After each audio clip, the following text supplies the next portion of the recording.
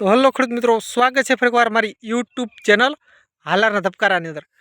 ખેડૂત ભાઈઓ, આજે એક અમારા મિત્રની વાડીએ રાઉન્ડ માટે આવ્યા છીએ અને મિત્રએ સૌપ્રથમ વખત જીરાનું વાવેતર કરેલું છે સિંગજ ગામમાં જ। આપણે હરદેવસિંહ હેમભાઈ જાડેજા ગામ સિંગજ, તો તેની વાડીની મુલાકાત લીધી છે। તો આપણે આ જીરા અત્યારે 70 દિવસ આસપાસના થઈ ગયા, બરોબર ને હરદેવભાઈ? 70 દિવસ આસપાસના આપણે આ જીરા છે ખેડૂત ભાઈઓ। અને આ જીરાને આપણે 62 દિવસ આસપાસ પાણી આપ્યું। 62 દિવસે આપણે પાણી અપાયું।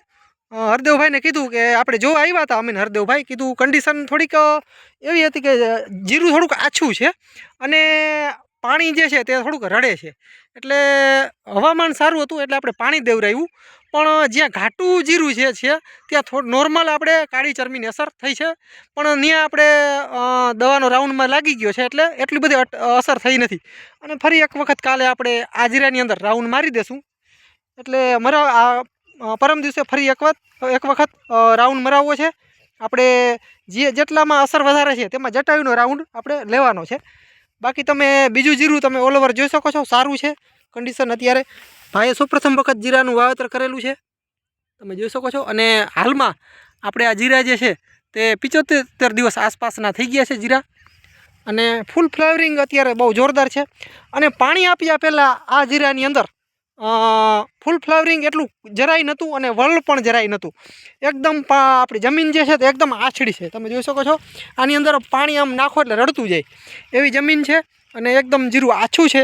અને આપણે પાણી અપાયું એમાં એવું છે કે આ 6-7 દિવસે આજે આ લગભગ જીરાની અંદર પ્રથમ પિયત નીકળી રહ્યું એવું હશે કદાચ, અને પાણીમાં થોડું ઘણું લેટ થયું, જેના કારણે આગળની જે આપણે વાઢળી જે છે તેમાં ઘાટું જીરું થયું, અને જેમ પાણી લેટ થતું ગયું એમ જીરાની અંદર આછું બહુ થઈ ગયું।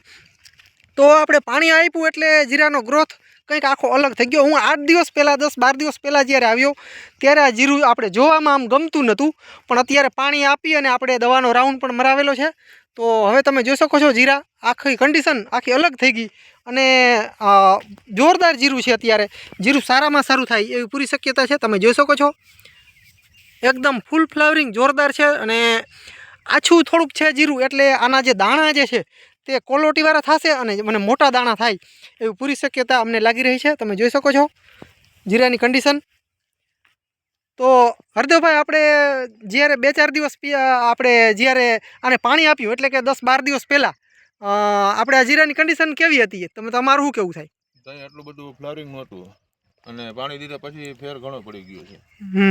જીરું આખું આમ કલર બદલાઈ ગયો અને માલ બધું આમ દેખાય કે આમ કંઈક થયું એમ।